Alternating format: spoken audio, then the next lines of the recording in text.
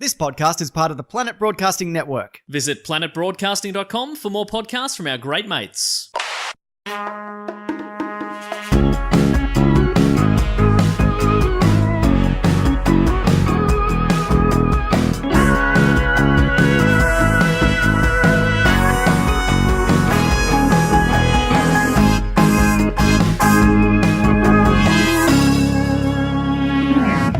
Welcome to Primates, the podcast where we go through primates in popular culture from chimpanzee all the way down to chimpanzee. This week, I'm joined by two very special guests. Podcast royalty, I'd say. Host of the Don't You Know Who I Am podcast, Mr. Josh Earl. Hey, Matt. And the host of Sizzletown, Mr. Tony Martin. Good evening. Good evening. Or afternoon. Two of my favourite podcasts. It's a real honour to have you both thanks. in. Thank you, Matthew. Cheers. Doing what I assume is one of your favourite podcasts. Yes. Absolutely. Yeah. It seems to me like a very limited scope for a podcast. You would think that. But apparently we're already into double figures here. Yeah, that's right. I mean, I didn't expect it to still be going, but here we are, and there's still so. I haven't even done King Kong yet. Oh, really? More episodes than Primates than there is Faulty Towers. And that's, Yes. that's good. I think that says quite a lot. Yeah. You've probably been asked this question, both being veterans of the comedy world. You've both been asked this question before. What is your favourite primate? Well, I do like the orangutans at the zoo. If I go to the zoo, it's straight to the midday show by the orangutans. They're always turning on a performance, I find. Hey, yeah, they are the stars of Melbourne Zoo. It's very smart. I Are watch, they? Yeah, real close up. Watch them just like they'll look at you in the eye and complete puzzles. Really? Yeah, sort of psyching you out. Change the preferences on your email? Yeah, exactly. Great.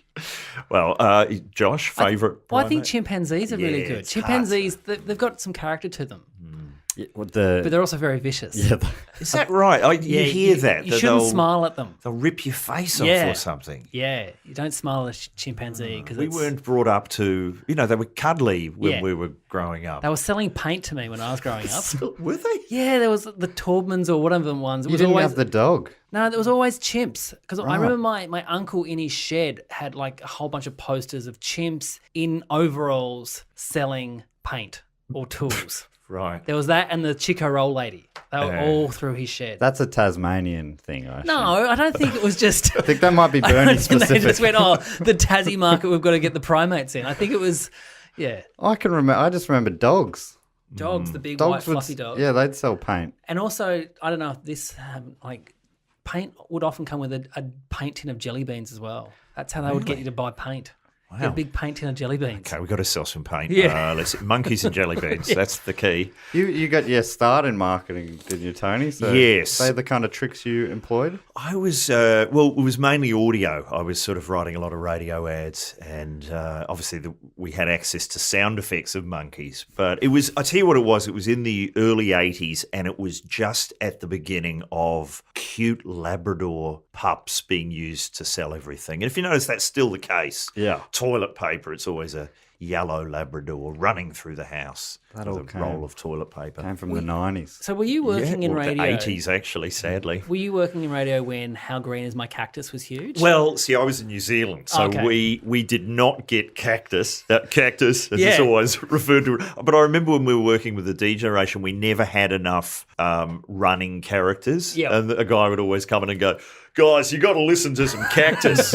Get some cactus into you. That's the standard here. Because it was always played when I was picked up from school by my Right. dad on 7BU in Burnie. And it was always How Green Is My Cactus. And I was like 8 years old, had no idea Right. what this was going on about. It was always Bob Hawke impressions. That's right. I never crazy. because in the 80s, because I moved here in the mid 80s, so I didn't know who all the politicians were, and I would always tune into a satirical show, and it would always be. Yeah. Just That was that everyone's all the impression. time. But that's what it was. So it was a satirical political radio show. I vaguely remember it as Yeah. well. It was like a serial. It was like 5 minutes, Yeah. and you'd slot it into your breakfast show. I remember finding it funny. Right. Or yeah. maybe I just assumed it was. Yeah, it has the beats of comedy. Yeah. So you just go, oh, yeah, this must be funny. I reckon my dad was laughing along, so I, Yeah. you want to laugh along. We never got that in New Zealand, but we did. I remember I was working at a radio station in the early 80s, and we had the Rude albums by Doug Mulray. who was from Sydney radio, and they were it was very blue, if I remember. I remember us going, how do they get away with this on radio? And then he went to TV and got halfway through an episode before... That's right. Well, before I've talked about Kerry that. Packer. I think I possibly talk about this on every podcast, but yeah, Doug Mulray was the host of the Naughtiest Home Video Show, which was... what it must have been was all of the ones that were too rude for Funniest Home Videos, and someone had just been putting them aside, and then someone's gone, hey, we've got a whole hour here. Yeah, it's the ones that would have been played at the Christmas party. Yeah. The Home Videos Christmas party going, oh, we'll put them on TV. And there was a lot of, I don't know if there were monkeys in there, but there were a lot of animals. Yeah. And the story was that it was screening in all the different states, and Kerry Packer called up and said, and his exact words were, get that fucking shit off the air now. And so it just got pulled, and it got pulled in at different times in different states. So I remember on Get This, we would get people to call in and say, what was the last thing that happened in your state? Yeah. And in Melbourne, it was a child reaching for some kangaroo's genitals. That was, and then it just went to black, and there was an ad break, and then when we came back from the ads, Cheers was on. Right. Like possibly halfway through an episode. But in different states, there was someone pissing on a zebra. My other favourite acting story, Tony Moclair told me this one, which is he was working on a show. It was all on the whiteboard. Hadn't been even in production yet. And someone from the head office came down, looked at the whiteboard and went, nah. And after lunch, they were told to pack up their desk. They're gone. Just looking at the whiteboard. That was all it was. Just had what they had planned for the series. Went, nah, pull it. We're not doing it. Wow. It's brutal. I'd love to see that whiteboard. The show we're talking about today, Josh, you picked it because I talked to you about this podcast before it started. And Yes. You said it very quickly. I said Lancelot. Lancelot Link, Secret Chimp. Yeah. I said, what are you talking about? That sounds like gibberish.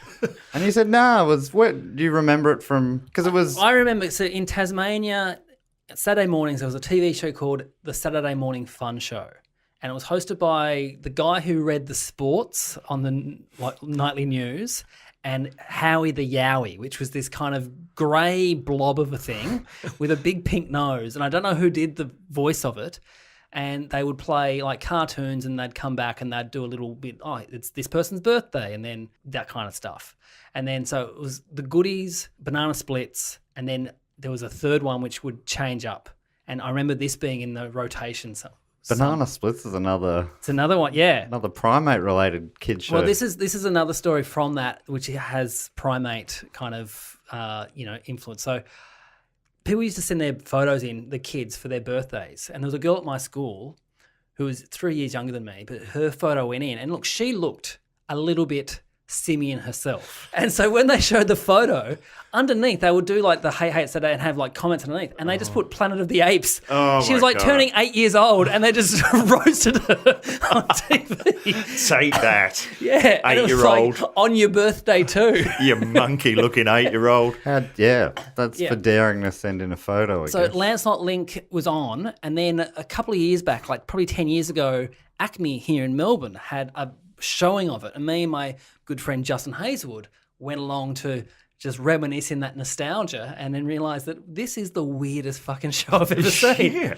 Well, it feels like the 1960s, but according to the Wikipedia, it was 1970 or 1970-71, a live-action film series featuring a cast of chimpanzees given apparent speaking roles by overdubbing with human voices. They're all wearing clothes. Yep. They're involved in a spy scenario. It was a lot of the people who'd made Get Smart worked on it, apparently. So the two creators were writers for Get Smart, and they both quit their jobs as head writers for the Carol Burnett show to do Lancelot Link. They'd actually just won an Emmy the year before and left that to work on this show. So they had high hopes, and it was the most expensive kids show at the time. $1 million was the budget. Was that per episode? No, for the season. For the season.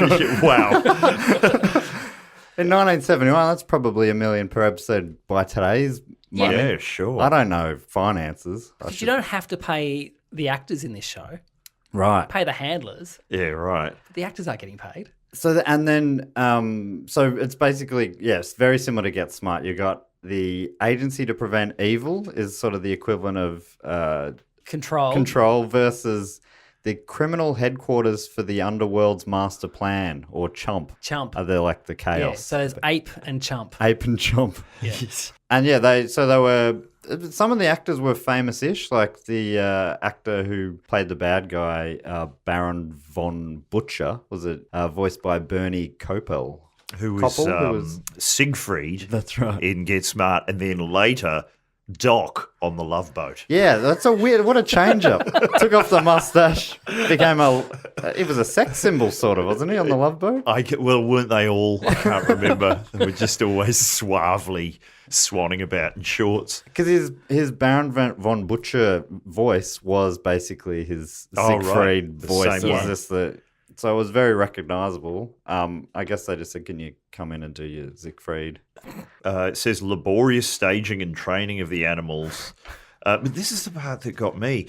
To make the dialogue fit the chimp's lip action, the creators went to ridiculous lengths. Voiceovers were ad-libbed on the set. Yeah. So they'd be watching the mouths with a mic in hand and just talking along trying to make it fit what the mouth of the chimp is doing. And it says, this led to beautifully absurd moments of the chimps breaking into songs at the end of sentences or spontaneously reciting Mother Goose rhymes just so that it would look right. So obviously you've got a sentence like you're going, okay, we've got to quickly blow up that island, but the monkey's mouth is still moving. So then they've just gone, 3 blind mice. They've just said anything to make it fit. Rather than just cutting. Just cutting to another angle, you would think, for your $1 million show. But obviously, it was a different time back then. And I think what we've found with this show, most primate-related TV shows and movies happened before 9/11. And I don't know if it was because that was a more naive time. Yeah, right. We were more happy to play with chimps on screen. Maybe it was before we realised they could rip your face off. I'm not sure. After 9/11, a monkey in a suit defusing a bomb is no longer funny. It seems to be the case. There's very few of those sort of scenarios happening anymore, on screen at least. So Is it cruelty? Would it be considered animal cruelty? I think that's got to play into it a bit as well. yeah, there's a documentary on this called I Made Lancelot Link. It goes for 15 minutes. It's well worth a watch. It's with the two creators. Have you seen it, Matt? Yes. Yeah. Oh, I didn't know how much research you did into it, so I thought you might have not watched it. Oh, no, I've definitely Yeah. watched it. Well, they're talking about the shoes. So the chimps all have shoes on, but they don't have soles on those shoes, apart from the woman who plays the assistant, like that Jewish princess kind of Does that assistant. matter, Harry? Yeah. Yes. I think so. And she that chimp didn't mind wearing shoes, but all the others are just the casing of the shoe, but no sole on the shoe. And The commitment. Yeah. Surely if they don't want to wear shoes, Yeah. is your show ruined if they're going around barefoot? People go, I can't also- believe this is a real spy. So that one who wore the shoes, the Mata O'Hare, she also would she was very temperamental on the set, and if she didn't want to do it, she'd just pull all her jewelry off and throw it in the bushes. And so a lot of the And is that worked into the story? no, but a lot of the techs had to go and find them in the bushes, and then they realised, we just get copies of all the jewelry, and just if she chucks them, put the other ones on, and just keep filming. Now, all the other monkeys though, so all the monkeys had trainers who taught them how to speak. So the trainers would be off the side just doing that. For the listener, I'm doing my hand opening and closing like I'm operating a puppet, except for the main one, which is Lancelot Link, who they just gave him gum. So he's just chewing gum the entire time. Yeah, that's not as believable. No. Looks like he's chewing. Wasn't it on Mr. Ed, the talking horse, they put peanut butter, in the horse's mouth? But that was black and white, so you can kind of get away with just smearing their mouth with like a condiment. Oh, God. So that's frowned upon now. Yeah. I think Ross Noble told us on radio that there is some kind of law that you're not allowed to make a monkey do something that it would not naturally do. Yeah. So real riding life. a horse is another one. Right. In the first episode, they're on skis. There's and they talk about this in the documentary where it was like 100-degree day, and they had all the monkeys in like snow gear on skis sliding down this fake little mountain they've created. And also, this is the other thing. And I'll move on. All the male monkeys were castrated before the show. So you got cast and then you got castrated. That's a very disturbing episode. So because they were worried about the female monkeys going into heat and then they won't be able to actually film film the show. Yeah, I don't think you can do that anymore. No, you can't do that. Yeah. The So actors. no Me Too issues in the monkey world. But the main monkey, Tonga, who played Lancelot Link, Secret Chimp, they said he'll remember this because he was a bit older than the rest of them. And so the vet who was always on set, apparently one day was just on set, and this is like a few months into the filming, and Lancelot Link escaped from the set and jumped on him and bit a hole into his back. Really? And it was at this moment the TV executives who had not been on set at this point apparently rolled in their limousine, opened the door, and there's the star of the show biting a human. And Wow. apparently they got back in and just drove off again, and they didn't come back again. They just went, we don't want to know, just film it and we'll put it on air. But- oh my God. Yeah. This hasn't happened since Gilligan's Island. Goodness. But listen to this. The filmmakers made the most of the budget staging multiple episodes with the same settings and wardrobe, occasionally reusing the same chase footage, including a Rolls Royce. Now, that was a big thing when I was a kid, is a lot of shows would just use the same shots. Yeah. The Dukes of Hazzard was a classic one. That's like they obviously filmed the car jumping over a ravine from about 5 different angles, Yeah. and then they just rotated them. And Battlestar Galactica, the original, was another one where it was the first episode. You went, "Wow, this is as good as Star Wars," and then week 2, that's just the same 5 shots over and over.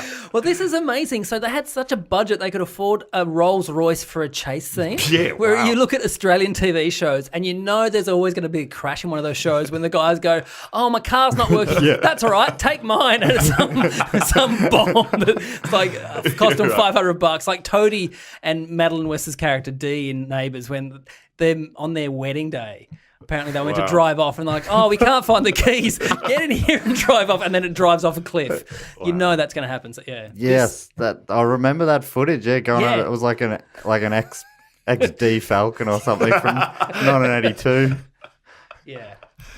Yeah, I won't take the rolls. Yeah. I'll just need to use the Falcon. It's incredible hearing this, because I remember I would have been 6 or 7 and we got a TV for the first time in New Zealand. There's only one channel at that point. So if Lancelot Link was on, you had to watch it, and everyone in the country would be watching it.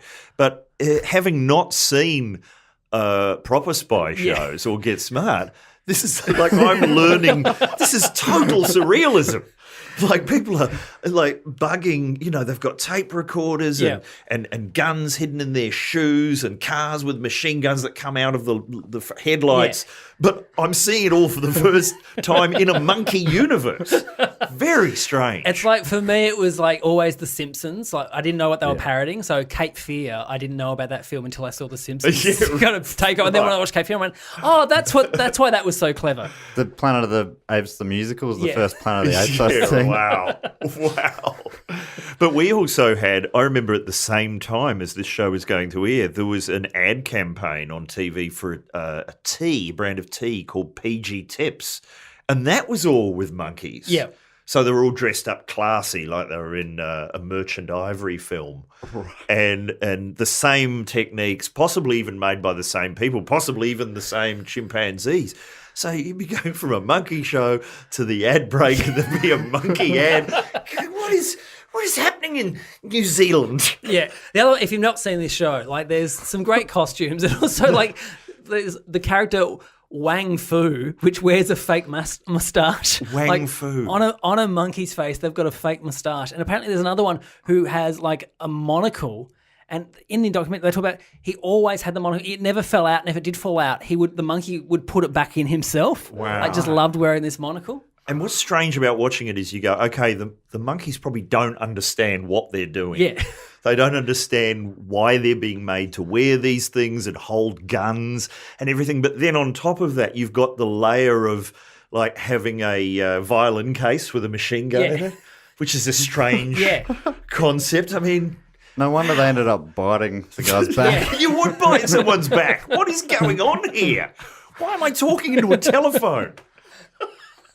I got to pull you up, Tony. You've been calling them Monkeys. monkeys. I'm sorry. They're Mate. apes. I mean, their whole organisation. Yeah, this is the podcast where you should get that right. That's right. I have not done an episode where I haven't had to Pull someone up. pull someone up, and It is like a lot. I think I grew up as well thinking chimps. Like if someone said draw a picture of a monkey, most people would have drawn a chimp. I reckon. Yeah. I think it. And in these shows, even in an article that was written recently about it, they refer to them as monkeys the whole way through. Wow. It's I don't know. It's very disrespectful. It's one of obviously. those words. Is it like midget? Like that? You can't use that word. Yeah. And I'm using that word with quote marks around it. I'm not declaring anyone in this room or nearby to be one. Okay. And the only reason it's stuck in my head is I was listening to a Sly and the Family Stone album, and it's got that great song Stand. But there's a line in that song where it goes, "There's a midget standing tall." in this incredibly right-on anthem, the word midget is used. By the way, if you want to beep all the midget, I'm sorry, I've said it again, Matt. If you want to go back and beep them, if there's going to be male. It would make it an interesting game for the listeners to play. What's Tony saying? What wrong thing is Tony saying today? I apologise for all the midgets and monkeys that have occurred so far. You've got a term that you use sometimes for stuff like, what was the character's name? Tonga. Oh no, the bad guy. There's Wang Chung? Wang Fu. Wang Fu. Chung. There's Wang Fu, and then there was there was also Darwin. He was another character. Darwin, yeah, he's the head. Each episode they'd say, "What's your theory, Darwin?" Yeah, it was a bit of fun. Yep. But the Wang, it's not Wang Chung. What is it? Wang Fu. Wang Fu. Does that count as a bit of Mino Reiki? Is that a? Well, it is a play on kung fu, and he is wearing one of those kind of like Fu Manchu style moustache. And I'm pretty sure the actor doing the voice is not a genuine kung fu master. So is it doubly racist? Is it? So you've already taken a chimpanzee and you're forcing to do so. It's slightly offensive already, and then on top of that, you've grafted a racial stereotype. Yes, that's doubly problematic, isn't it? Really. So that means it cancels each other out. The two problems is that we had two no wrongs problems. make a right in that instant. Because have you had a bit of you joke around a bit on Sizzletown about there's a warning. This episode may be problematic. Yeah. Well, because Sizzletown, if you haven't heard it, is a talkback show where I play the host and all of the callers. So in the last episode that went out when we're recording this, I had someone from the Podcast Diversity Council call in and go, "Why are there no women calling in?" Or "Why are there no Indigenous voices on the show?" And it's a very strange situation because firstly I'm arguing with myself, and then I can't on the show, in the world of the show, I can't reveal that I'm doing the characters. So I'm saying, well, I can't really, if I have Indigenous people call in, people will be offended, and then that character is going, "How is that offensive? Really, that would offend people." So it's a very like an Escher painting, really, of moral issues, of ethical issues. Because I have had a lot of people don't realise I do all the voices, so therefore I do get a lot of people on Twitter going, "Why are there no women calling in? Why are there no trans callers?" And I go, "Well, people might be offended. Why would they be offended by that?"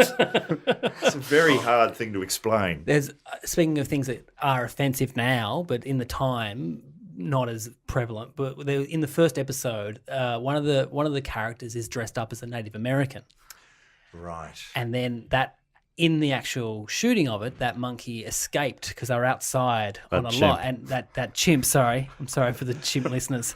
Escaped, and they couldn't find it. Right. And then an hour later, a hippie. This is in the words of the creators. A hippie came hand in hand with this chimp and said, "I think you've lost this chimp. It was looking in my window at me for half an hour." Oh, which I imagine just being Staring this at my stone back. dude just going, "Is that a chimp looking at me? What's going on?" And then walking it back, wow, dressed as a Native American. Wait, okay. I was thinking that was in the show, but That is out of the show. So that is like just on set. A chimp escaped. A hippie finds him, goes, "I don't know what's going on, but let's go for a walk and see if we can find someone who you belong to." he's taken his life into his own hands there. Can you imagine leaving the Carol Burnett show where you've won an Emmy and going on working with chimps and they're escaping and they're biting the vets? Apparently the Emmy was one, and I don't know if I remember this was one for a parody of Gone with the Wind. Yeah. Is that a famous sketch? I don't know, but it's just one of those sketches that won an Emmy. But had there been chimp shows before? Was this like an innovative show? Or? I reckon there would have been chimps on, like, say, the Ed Sullivan show, and just they'd put him on in that show because Ed Sullivan is a character, but it's Ed Simeon in the show. That's right. Yeah, and so I reckon they would have had it, and it's that thing of, oh, this is going to be great. People love seeing chimps on TV. There was a movie, and I don't know if you've already covered this on this podcast, but Ronald Reagan, I haven't yet. Something for Bozo? Bedtime for Bonzo. Bonzo. And so this was former president. Well, it was an actor in the 50s, and he's in a film with a chimpanzee co-starring.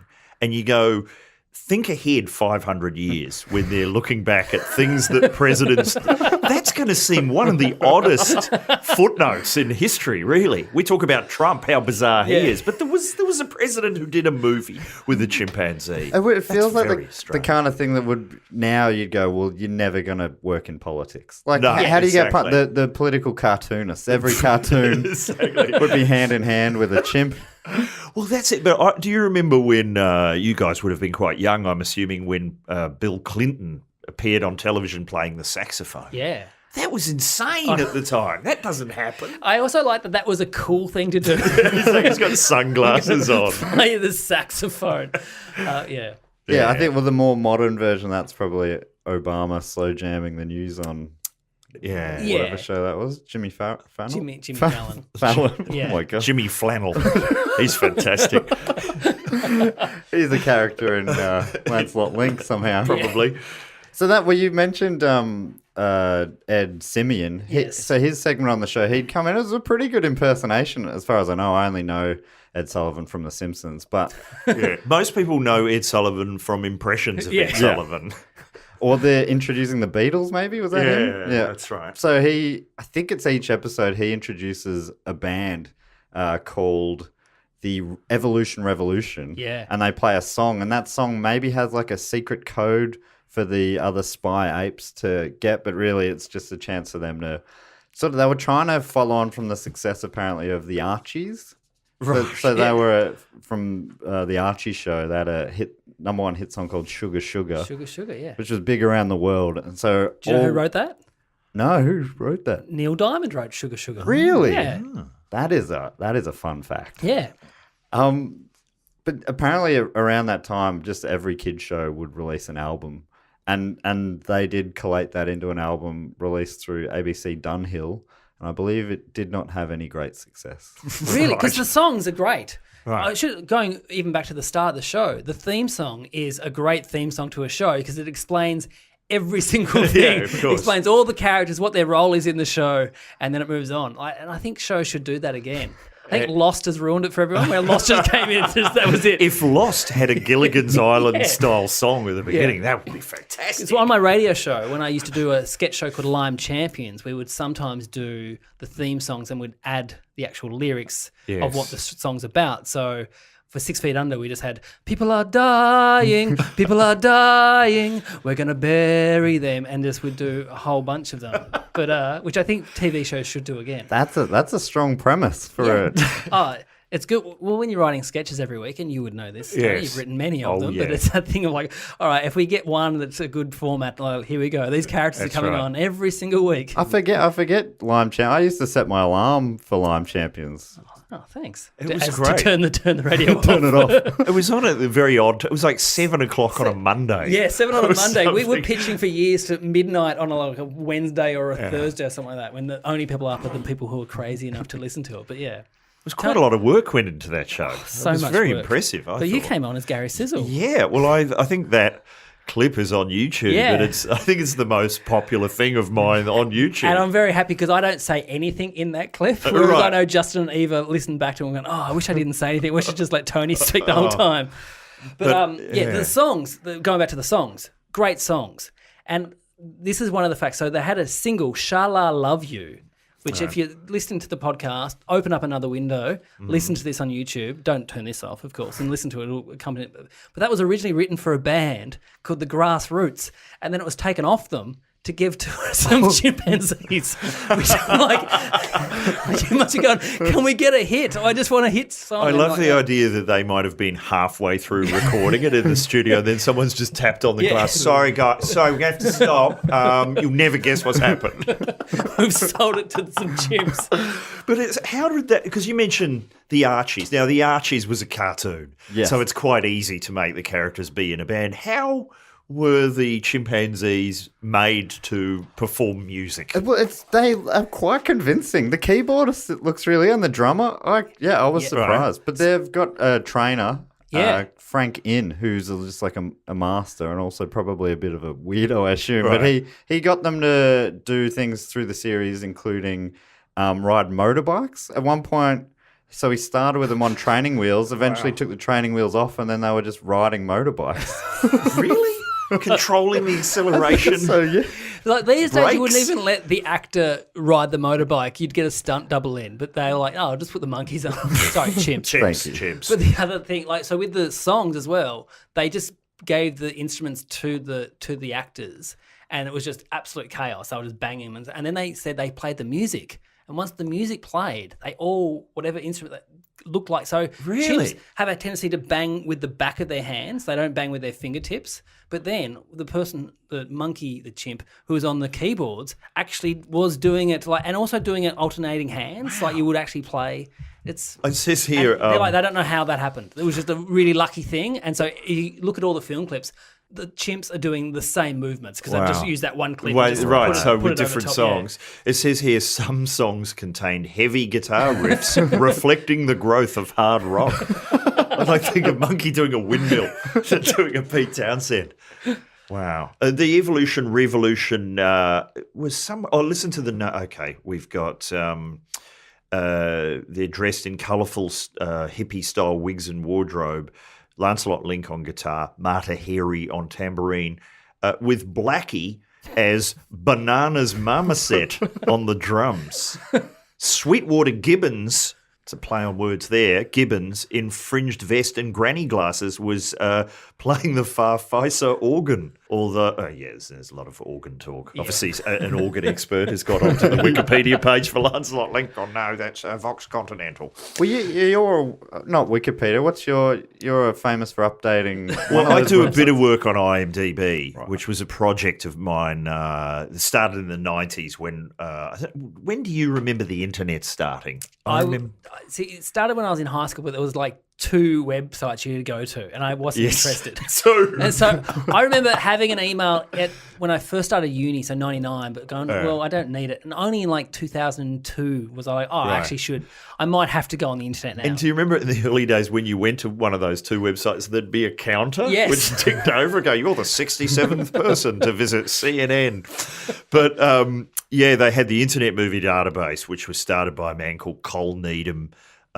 I don't know whether this is true or not, but I read he'd started it in the late 80s to catalogue his porno movies. So most things, I think, start with pornography. Well, that when Josh said there's only 2 websites, the first website I ever saw was shown to me by friends at school, and it was shiteaters.com. Oh, really? And it was photos of naked people eating shit. For 5 years, that's all there was on the internet. Because I remember rotten.com. That was a big one where you could see like autopsy photos and all that kind of stuff. That was the only thing. I was like, I'm not into this. That's right. There was always the rumour there's a picture of the corpse of Cobain. That was the one I was always too frightened to click on. But in 1996, the IMDb had 2 New Zealand movies in it. Yeah. It was The Piano and Heavenly Creatures. So I just decided to make it my life's work to get every New Zealand movie, which at that time was about 490, into the IMDb. So I just did that it took me 3.5 years of just getting my mum to VHS movies in the middle of the night and post them over. And going through Meet the Feebles. That's right, Meet the Feebles. I remember putting that in there. So, and then after 3.5 years, the project was finished. And I was like, what am I going to do now? And then I started on getting old Australian comedies people had forgotten, like Brass Monkeys or Ugly Dave Gray's Celebrity Tattletales, and just putting them into the IMDb. And they're 2 real things. They're 2 real shows. Ugly Dave. Do you know who Ugly Dave Gray Yeah, was? He yes. was a comic. Blankety blanks. Blankety blanks. Had the cigar as well, because I remember there was what's his name? Tim had the top hat Melbourne comic who used to do an impression of, this is my impression. I'm Tim just too Harris. hip, baby. My wife.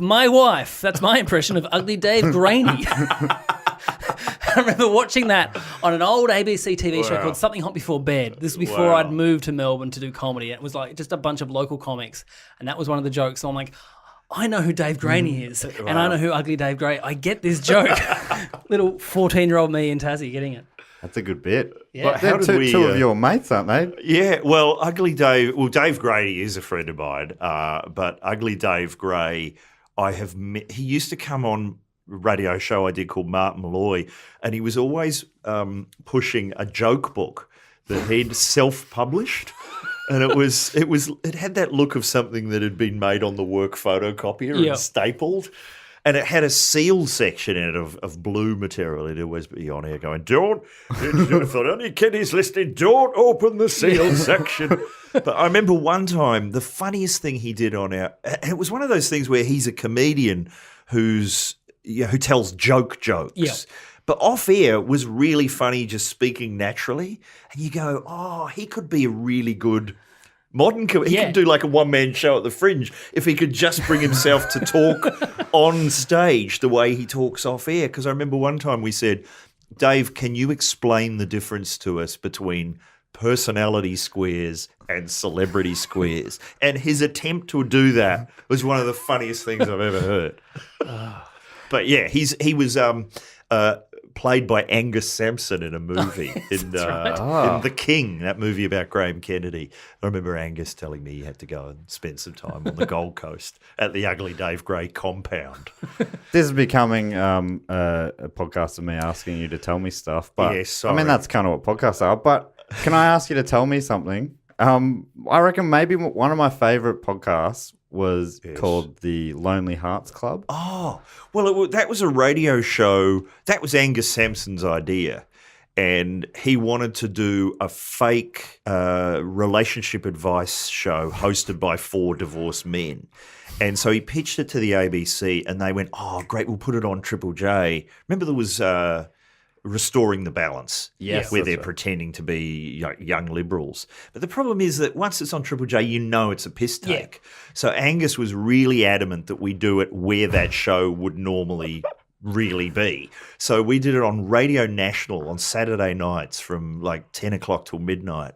And it was me, Angus, Sam Pang and Stephen Curry as these 4 divorced men who had all met at a sort of a healing sanctuary or something, and they're a bit depressed and they're all quite bitter about how their careers are going. I was a what's called a second unit director in the film industry. So second unit director just does like cutaways. Yeah. I remember I was saying if you're watching City Homicide and Shane Bourne turns and looks at a disused meatworks, I'm the one taking that photo, or a cup being put down on a coaster. I've done that shot. And he was really bitter that there was no category for second unit directors at the AFI Awards. But we never at any point used our real names. And we were all using our own voices. So, and Angus Sampson has a really distinctive voice. So we're going, surely there's going to be an article in the Green Guides. Oh, it's a piss take. And there never was. We were on for 3 months and there was never a word written about it. Really? And people would call in thinking it was a real relationship advice show. And we would get in experts. We would get in like health experts and, motivational speakers. And we would just say to them, just act like it's a real show. And a lot of them didn't know who we were, so they just went along with it. And we would do that thing of going for 10 minutes without any kind of joke. So it really fooled people into thinking it was a real show. And then Angus was so there was never a second series because the ABC was so shut off that Angus wouldn't come out and say that it's a comedy. And they said, this is going to do great as a comedy podcast. And Angus goes, no, it's got to be in health. So we were the number one health podcast for about 5 months on iTunes. But the ABC was so pissed off that we wouldn't just come out and say who we were that there was never a second This series. is like when J.K. Rowling wrote under a different pseudonym, and then like 6 months later, when the book wasn't selling, she went, "Oh, it's actually me. It's me, guys." Right. And then everyone's buying the books now. Yeah, I think they wanted us to come out at the end and go, it's just us. It's all good fun. And we just never did. We took it totally seriously. I think I found it because someone tweeted it saying, well, I don't know why people keep mentioning me involved with this or something like that. Oh, well, we would do things like, I actually had a situation where I would make up fake movies I was working on. And I remember I said I'm currently working on Wogboy 3, Kings of Mykonos 2. And that got reported on 2 websites as a real film in production. How much of it was set out before you started? It was all entirely improvised. If you had to work out a film like that, you'd write a few fake things you were working on, but the whole show was improvised so that it would sound really natural and spontaneous. So funny. While we're talking about previous things that you've done, it kind of ties in with this show as well, Lancelot Link, because both the olden days and Barge Ass would have been a similar thing where you, like the voiceovers for Lancelot Link, they would have had to get the footage and then do it, but they were doing it live, where you guys are trying to find the footage, plus also write an hour's worth of TV a week. I don't know how you guys did this. Well, because it was so complicated, we would actually do that months in advance. Yeah. So for listeners, if you don't know, the Late Show used to have 2 little bits. How long did each episode go for? Like 3 to 5 minutes? About 4 minutes. Yeah. And it was there was a show called Rush about the gold rush made in the 70s. And there was only about 7 episodes still in existence. And we actually found a missing episode. It was like we got a commendation from the government because we found a master tape for a long lost episode. And then we would just change the voices. But now on a laptop you could do that quite quickly. Yeah. We were sitting there with 2 VHS machines, like dubbing bits across and trying to make the voices match. And I remember it was me, Sando Chilaro and Mick Malloy, and we would meet every Monday, and the hours were 9 in the morning till 9 at night. So it was a 12-hour day. And sometimes we would come away with 7 seconds of footage. It was like doing animation. Yeah. If we ever got 15 seconds in a day, it was a triumph. So was it on every week, or was it? It was on for Olden Days was on for 20 episodes. Yeah. And I think it took us 5 months to do that before the production of the show began. And then we started for year 2. We were going to do it with a show called The Young Doctors. Do you remember that? I know the name, but I don't remember the show. It was who was in it? Oh, Ada the kiosk lady. Yeah. That's all I can remember. But we were going to do a show called Medical Hospital, and we worked on it for about a month, and then the people who owned the rights to Young Doctors changed their mind. I'm like, oh no. And so then we had to start all over again with a cop show called Bluey, which we became Barge Ass. And because we were so behind schedule, there were only 10 episodes of Barge Ass, and to make up the slack, that's when they quickly got that thing, Charlie the Wonder Dog, together. Yeah. So Charlie the Wonder Dog was entirely due to, I think, Grundy saying no, saying we reckon there's one more play in The Young Doctors, which there never was, by the way. Did you think of using any of the Lancelot Link style tactics of just singing for a bar or two? Of just getting some actors and putting peanut butter in them. I don't know. It was there was one. I remember with Olden Days, there's a joke where Governor Frontbottom is, that was the level of the humour. He's acting like a chicken. And so, because his mouth movement is very chicken-like. Because we did this, I thought this was a really good idea. We never listened to the real voices. Yeah. Like, we always did it with the sound out. It wasn't until we finished all of the Olden Days, we finally turned the volume up and went, wow, that's what they were saying. Because it was better not to be influenced by what they were saying. And so Governor Frontbottom impersonates a chicken in one episode. And what I remember happening, and I can say this because she's passed away, Olivia Hammett, who was the only woman in Rush, halfway through us doing the Olden Days, changed her mind and said, this is really offensive. I don't want any shots of me to be used. And she was the only woman in the series. Yeah. So she was in most scenes. So we had to do things like only use shots that she wasn't in. It was really hard to do. And I had written the episode with Frontbottom doing the chicken noise, And Michael Hirsch goes, we're going to have to lose that episode. And I've gone, but the chicken joke is so good. And I said, ask her how much money she wants to just use one more episode. And this woman, very principled woman, came back and said $3,000. So I wrote a check for $3,000 of my own money so that we could have one more scene with her in it. So every time I see Front Bottom impersonating a chicken, I go, that was a $3,000 joke. $3,000 In 1992, quite, that would be like $4,000 now. Yeah. Bloody hell. Did you ever work with any primates? Never. And I do listen to the Gilbert Gottfried podcast. And whenever he has a guest on, because they have a lot of old show business people. And in the old days, like, there would just be chimpanzees in every show. You know, like the Dick Van Dyke Show, there would be the doorbell would ring and a chimpanzee would come in. And whenever someone mentions that, Gilbert, I notice there's always, they're very dangerous. He's obviously heard some nightmarish face ripped off stories. Yeah, I think they're based on true stuff. Wow. I think they are real. And it's a certain age, apparently. Right. One of a semi-regular guest, Andy Matthews, is some sort of a scientist. Yeah. Right. And he's told me that, they hit a certain age. Maybe I reckon it's around the age that Lancelot Link was. I think he was about 14. Well, they must, going through puberty, just going, right, hormones are racing. So that's when they're biting backs and ripping off faces. Not that I'm blaming the chimps. No. Because obviously we're putting them in shoes and on a horse. We can't With expect them. We've got them flying a biplane. There's another scene where they're playing tennis as well. And they're actually hitting the ball, which is the other thing. And they're playing and then the phone rings and it's in the bottom of the racket and they pull the phone out and it's like he just talks on the phone. Cool. Right. Here's an interesting detail. Listen to this. The show's first season episodes were an hour long. Good God. And also included Warner Brothers cartoon shorts from that animation studio's final years. The second season consisted of repeats from the first season with the cartoons removed. The original network broadcast also included a laugh track. This was later removed for syndicated and video releases. Oh, so when The Office came out, they went, we can't put laugh tracks on stuff. We don't need to force feed the audience. They know when the jokes are. It's just much more disturbing. Probably Remember with. when MASH did that?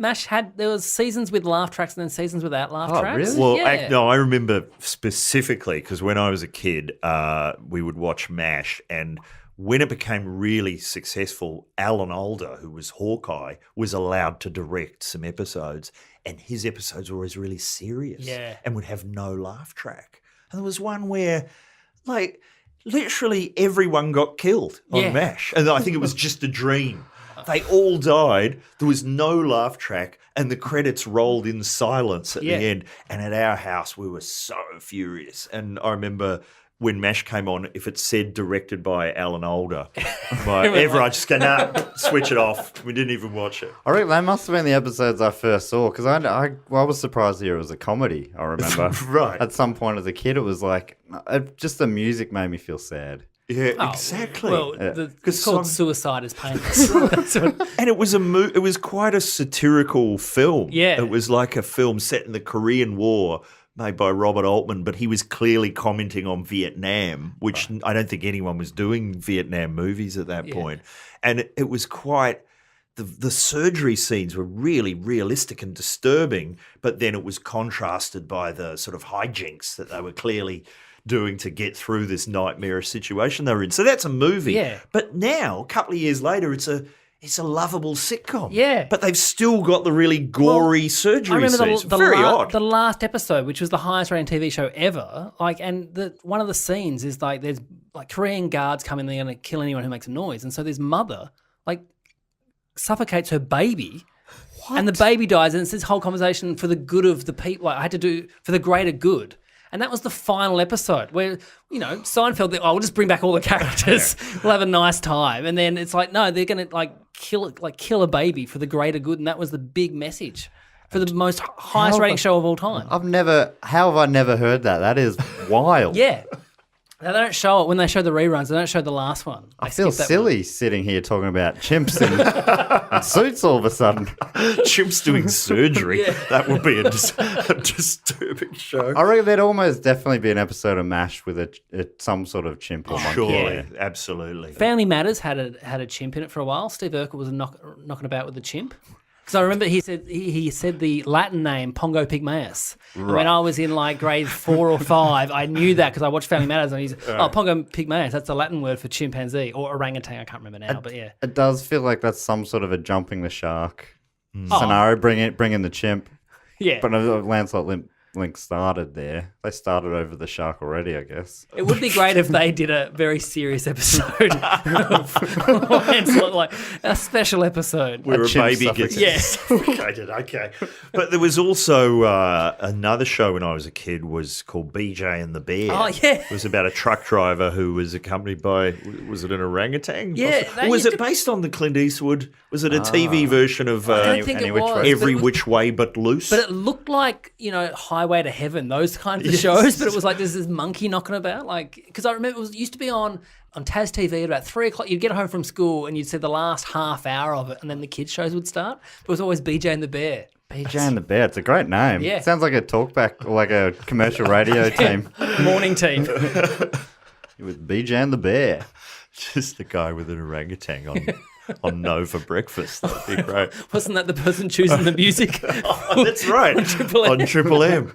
That's right. But I think that was actually Mick Malloy's idea for a joke because we might have, often we were always slagging the music. And he said, I think a fucking monkey's choosing it. And then suddenly that was a campaign. But then when we did get this, it was a few years later, and I remember we would often refer to that, and the door would open, and a guy go, "Don't mention the monkey, all right? We've put the monkey behind us."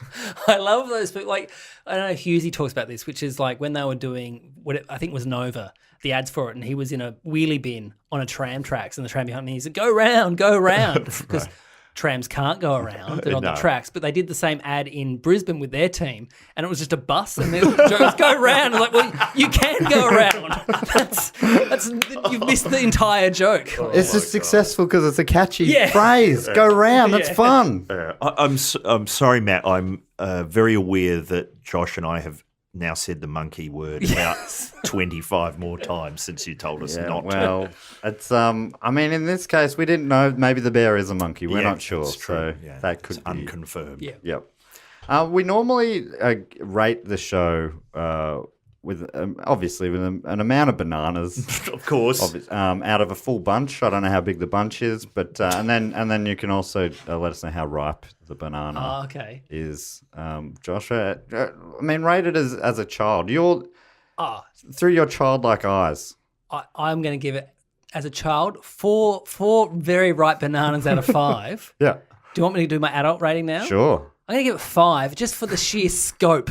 Just to go on set and go, right, we've got to film all this, get them in the costumes, get the trainers on board, then go and voice it, and then the soundtrack is also really good as well. It's 5 monkeys, 5 bananas out of 5. It's wild that because the budget is huge. Yeah. But they still had to. You're saying they were scrimping in certain stages as well because they'd spent. It was so expensive just to film chimps. Yes. It's like there's another movie franchise we've been going through, MVP Most Valuable Primate, where it's a chimp who plays ice hockey. Wow. But hang on, sorry. This is not another podcast. This is another episode of this podcast. I was going to say, you had another podcast, which is just obviously talking about one of my many primate related. No, it's a series we've been going through on this podcast. But in that, it's the movies go for an hour and a half, but probably half an hour of it is the chimp getting dressed or undressed. Yes. And I think it's they're so happy with the fact that they've got this footage. They're like, we got to use it all. Yeah. So just each item of clothing, one by one. There'll be little jump cuts, but basically you're just watching 5 minutes of a chimp getting out of bed and dressing itself. And is the music, is it like the Shaft theme, something really So, cool? Yeah, that's right. Beautiful. And I think it was pretty similar in the first episode of Lancelot Link. They did a lot of work with just a lot of the basics. Every part of getting on the horse was shown. Nothing was wasted. There's a scene where the horse actually bucks and the monkey stays, or the chimp stays on. Sorry, I keep saying monkey. They are. Well, I think they're very. Well, I mean, we find that out in They're well trained. in most vertical primate that they got low centers of gravity and also make great skateboarders. So There's another scene where one of the chimps gives another chimp a massage, and the chimp lays down on the table and gets a massage, and Really? then tickles its feet, and it's kind of slapping the table, saying, "Don't do it." It's very good. honestly, the work of Frank In should be should go unnoticed. Don't watch it if you're from Peter, but everyone else, it's really good. I don't think it could be made anymore. Apparently, the man Frank In also worked on the Beverly Hillbillies. I don't know who he was training on that. Jed. Jethro. And Petticoat Junction, which I'm not sure what that is. Petticoat Junction, yeah. What's Petticoat that? Junction. It's like it was a train station. People would come in. There was young ladies. They'd be friends with the people, and it was like. So the whole show was set in a train station. I think so. Yeah. I like that. There was a different era. Wasn't there? I think it was a show that I saw because you tweeted about it, where it was an Australian show set in a mall. Was that Oh, you? yeah, No? yeah. That was called Arcade. Okay. And it was so depressing. But at the time, I think it was the most expensive set that had ever been built. And then you look at it, you go, they could have just gone to Doncaster Shopping Town. But it's got a terrible theme song. Baby, you and I, we're just walking through an arcade. So the other That was Australian it. I TV couldn't be more literal. The other Australian TV show, I can't remember the name of it, but what it was every day on SBS, and it was just in a train carriage, and it was about what was happening in that day in the news, and just people talking about it, Yes. and it was really good. And I think it would have been people super cheap to make. who are well known now Yeah. were in that. Yeah. I can't think of who. I don't think it was a chimp, though. No, Yeah. no chimps. A topical chimp. Could have. Yeah. I'm looking for future episode topics. So if you do think of any, let me know. Well, you've got to do the Clint Eastwood every which way but loose and any which way you can. We just did on my other podcast, we just did some live shows in the UK, and a listener of this podcast gave me the box set on Wow. DVD. So I'm definitely Okay. going to get onto that sometime soon. And it's worth investigating if there is a link between BJ and the Bear. And the thing about BJ and the Bear, I might be remembering this wrong, but I think the ratings were failing. So in the third series, they decided to have not one, but something like 9 sexy lady truck drivers. It's just like someone's gone, we'll just have a female.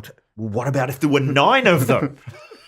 I'm hoping I didn't dream that. I feel like they auditioned 9 and like, I can't. Why not all of you? But the orangutan's being sidelined. BJ and the Bear also sounds like a gay search term as well. Jesus. Yeah, be very careful typing that into Google. At the truck stop. That's the gritty reboot. How many bananas would you be giving Lance? I agree with Josh. It was an amazing show when I was a kid, but it was not like top shelf. It wasn't as good as Dastardly and Muttley and their flying machines, or Here Come the Double Deckers, which was an English show about a gang of kids who had a secret hideout in a junkyard. That was amazing. That sounds amazing. So it would be like second tier. So I couldn't give it 5 bananas. I'll give it 4. 4 bananas, that's a great score. But thank you. That what the double deckers, that sounds like, do you remember? Here comes the hot stepper. Here comes the hot stepper. Word. That's that what what I it was thinking. There was an Australian show that I watched as a kid. I couldn't tell you the name of it, but it was the same thing, and it was the best. It was kids who were living in a secret, Yeah, right. some sort of secret getaway, and there was like a bad guy called Spider. Wow. And this is something that no one's going to remember, I'm guessing. You're not thinking of My Secret Valley, are you? Yes, My Secret Valley. My Secret Valley. Yeah, My Secret Valley. And it the was theme guy song with- is just, they've just gone, What was okay, it? is it Waltzing Matilda? Yeah.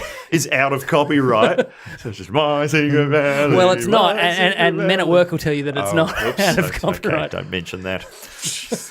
Oh no, that wasn't. That was something else. That Different was something classic else. Australian Yeah. tune. I think I'll have to, I mean, from obviously an animal rights standpoint, I'd give it a low banana Okay, score. But yes. Do you entertainment give value- every movie though a low from animal rights? Well, not the perspective? cartoon ones. Oh, okay, that's fair enough. I don't know. I think this one has felt the most in your face. Those animals aren't probably having the best time just because it's non-stop. And then you learnt they all got castrated as well before they got. That's definitely lost a couple of bananas for me, as they did too. But that brings us to everyone's favourite segment on the show, which is the Primate Sporting Mascot segment. And I didn't think I had one, but I just found an email from regular listener Nesta from California, and he said this isn't really a primate mascot, but he thinks it still counts. He found a chimp in Brazil that ran for mayor and nearly won. What happened? Was there a scandal? Was he?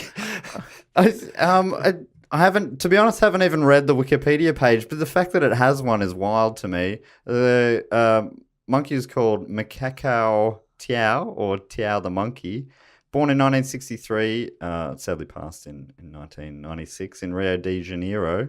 It's called Tião the monkey and it was a chimpanzee. I mean, I can't get away from this. So you've now joined us. I've done it myself. It's got his weight and his height, but it doesn't say why he did not.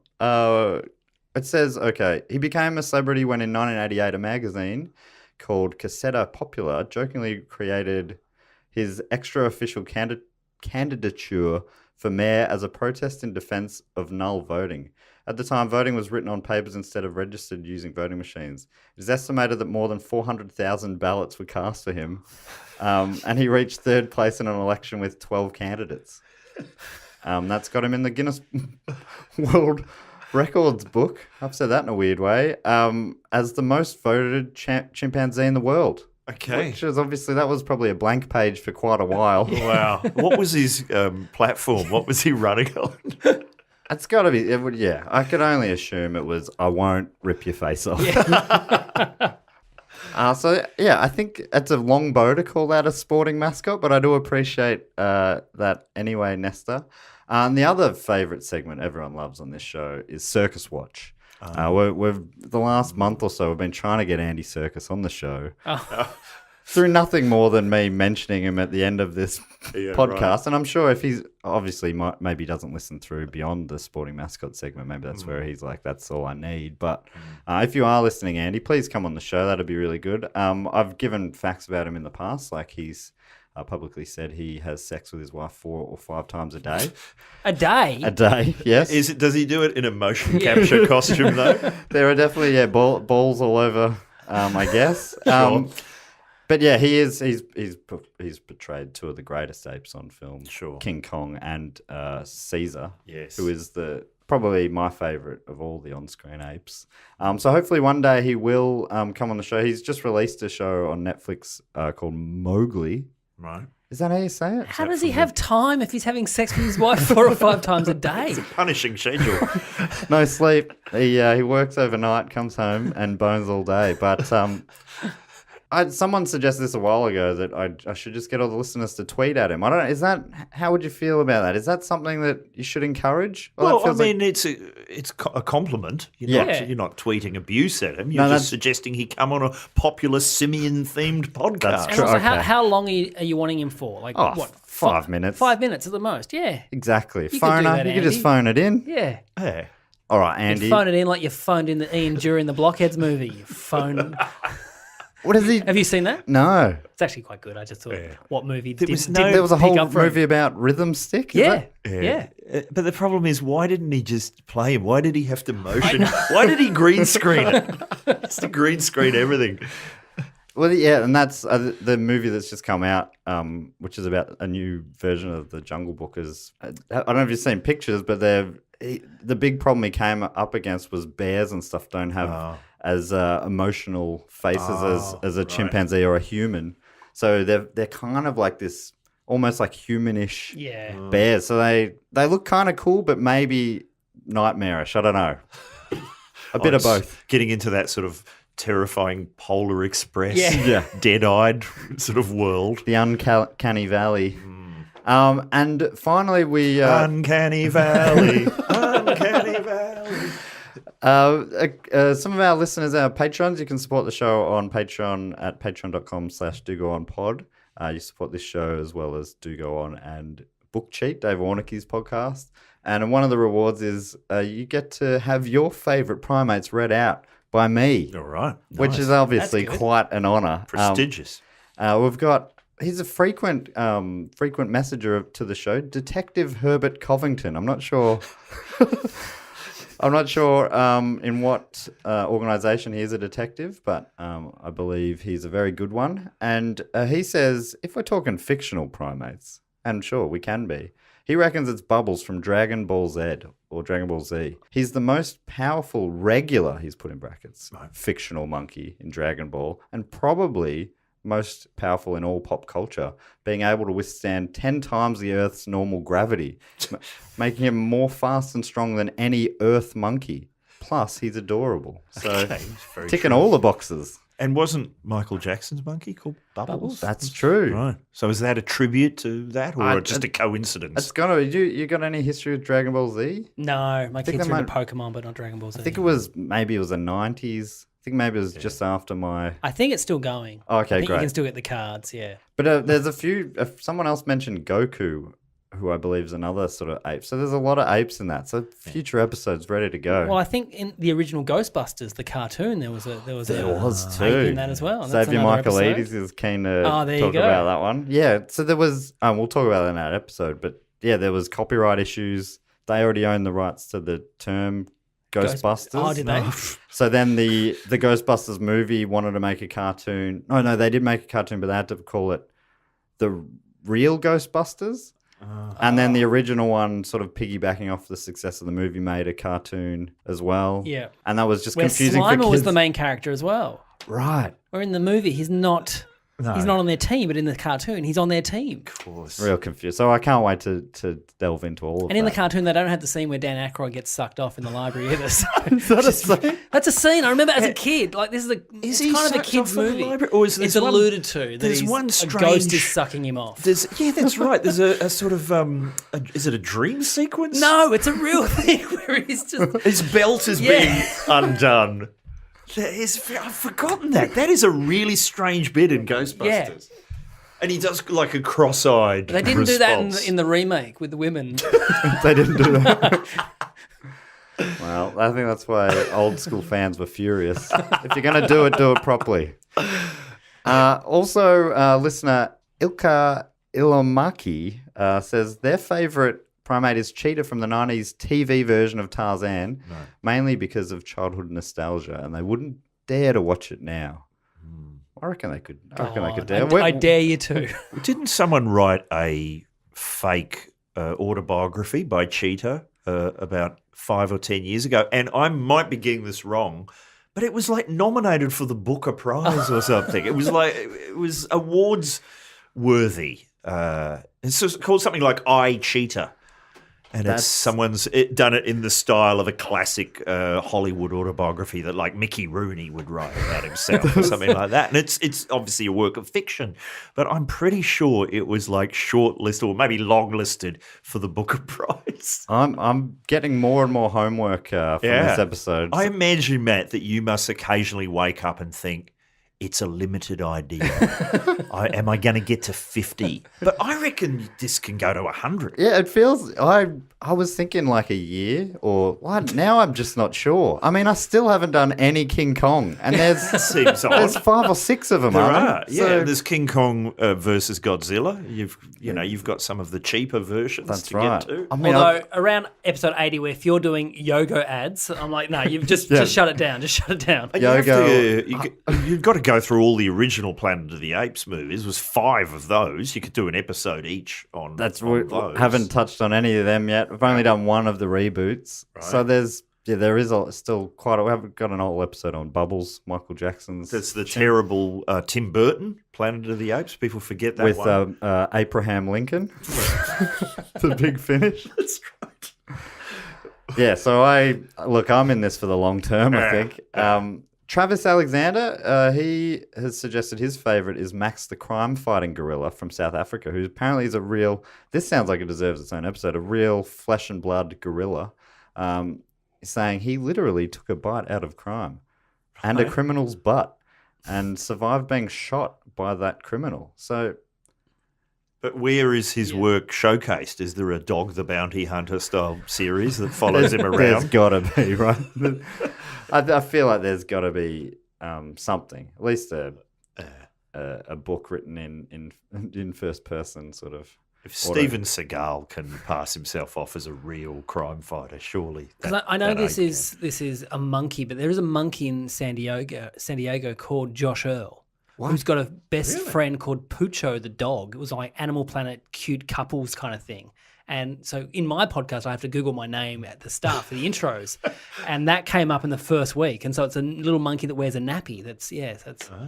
Do an episode about him. You've got to come back. Come on. So there was a reality show about it. Well, was it one episode of like a National Geographic show? That's very doable. I much prefer one episode if possible. And finally, Rachel Johnson says her favourite primate is the orangutan. So got that in common with you, Tony. In particular, the character, the librarian from the Discworld novels. Apparently, he goes apeshit when anyone calls him a monkey. Oh, Right. Well, don't listen to this one. I guess it would be quite easy for a orangutan to go apeshit. They've got it in them for sure. That's another one I'd love to do one about, but I got to read a whole book then. Yeah. I've read a couple of Discworld novels, Well, but not for a while. Get Dave to do it as a book cheat, and then you just be on that episode. Oh, that's good. Crossover. Yeah. Love that crossover potential. Well, that brings us to the end of the episode. Thanks so much for joining us. Where can people find you? Josh, where? My podcast, Don't You Know Who I Am, which is out every Thursday, and you've both been guests on that, so thank you very much. And also I've got a new podcast coming out next year with Jess Maguire called 100% Pod Volume Hits. No, 100% Hits Volume Pod, sorry. Okay. And we go through all the 100% Hits volume albums, goes from 1 to 22. And we just talk about the songs, and it's, if it's a good dose of nostalgia there, it goes back to 92 when it started, and then we go all the way up to 99 when they ended it. You were showing me the first edition, and that's got Roxette well as... Roxette, Paula Abdul, who else is on there? Like, there is actually some good songs, like Crowded House are on there with Chocolate Cake, so not their good song, but they've got, some good stuff on there as well. And the other podcast, Don't You Know Who I Am? Yes. For people who don't know it, it's a sort of a game show, but it's a game basically show. just It's an interview show where all the questions are about the guests, and so they reveal stories that they haven't revealed elsewhere, and it's kind of fun, and it's just a good excuse for people to tell their best stories. And you do seasons of live shows every sort of semi-frequently. Yeah, so next year I'm planning to do it monthly, month on, month off live shows. So, of course, you're also appearing at the San Diego Zoo. Yes, in apparently. a nappy with my friend Pucho. Antonio, obviously Sizzletown, which Yes. is is it the first ever phone-in podcast? I'm saying that it is, and I keep waiting to just open my Twitter and have someone tell me otherwise, but there doesn't seem to be many live-to-air talkback podcasts. But I think when this episode of Primates goes out, we will be in hiatus, but we're back in first week of February. It's a very Moorish podcast. It's only half-hour episodes. Only half an hour, and it's so much work. It's an insane amount of editing. But I mean, I don't think people even realise that I'm talking to myself for the whole half hour. So Which there is, it I think that makes it way more fun. Yes, it's easy to get guests. I know, I've got to book 4 every week. I know. I always see Carl Chandler, Yeah. and he's always exhausted from the effort of trying to get people to come on the Dum Dum Club. Plus, also, he runs 3 comedy rooms That's a week true. as well. That's very true. You also you're playing in a band of one of my musical heroes from TISM, Humphrey B. Flaubert's. Yes, Damien Cowell has a band called Damien Cowell's Disco Machine, and it features 7 actual musicians and then me sort of flailing about much like Bez in the Happy Mondays. But Damien is just slowly luring me into doing more actual singing. So in the current show, we do a duet of White Christmas, but it's about Pauline Hanson. Oh, that's so good. Yeah, so that's a lot of fun. Are there any shows coming up?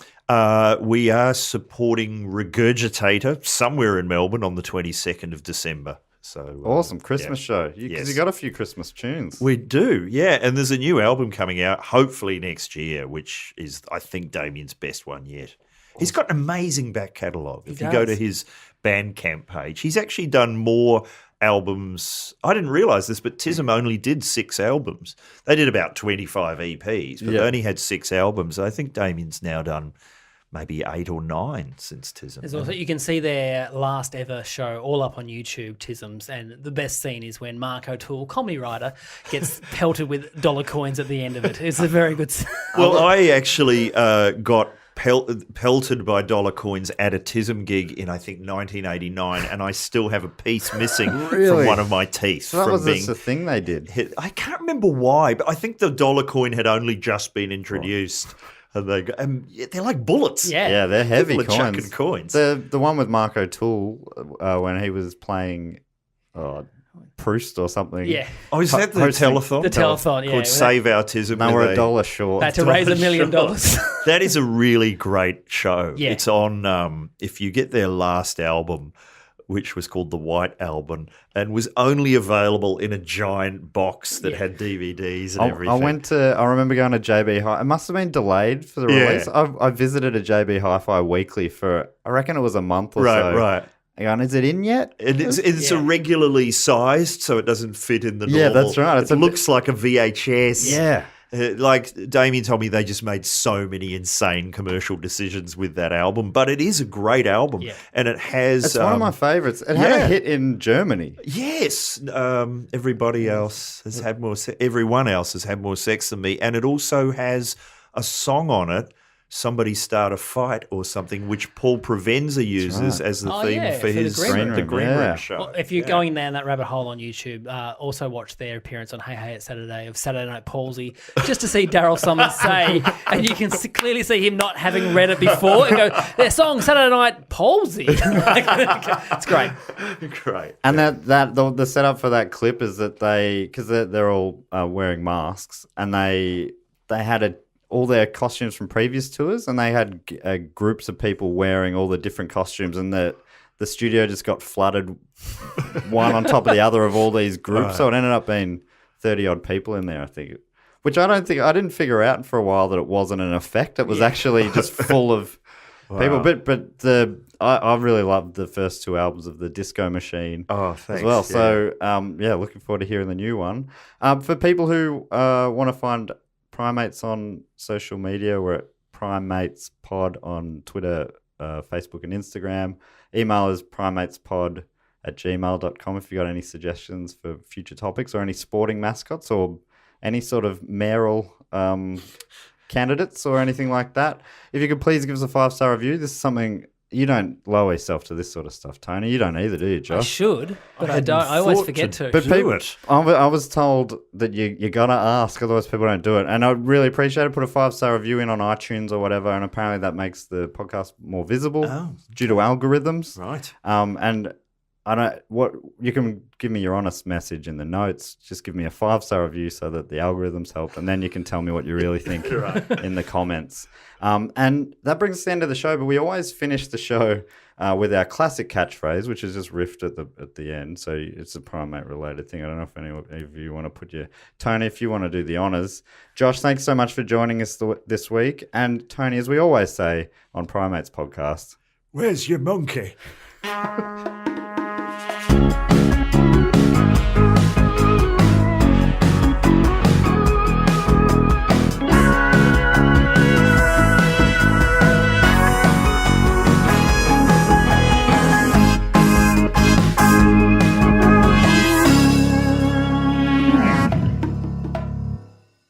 This podcast is part of the Planet Broadcasting Network. Visit planetbroadcasting.com for more podcasts from our great mates. I mean, if you want. It's up to you.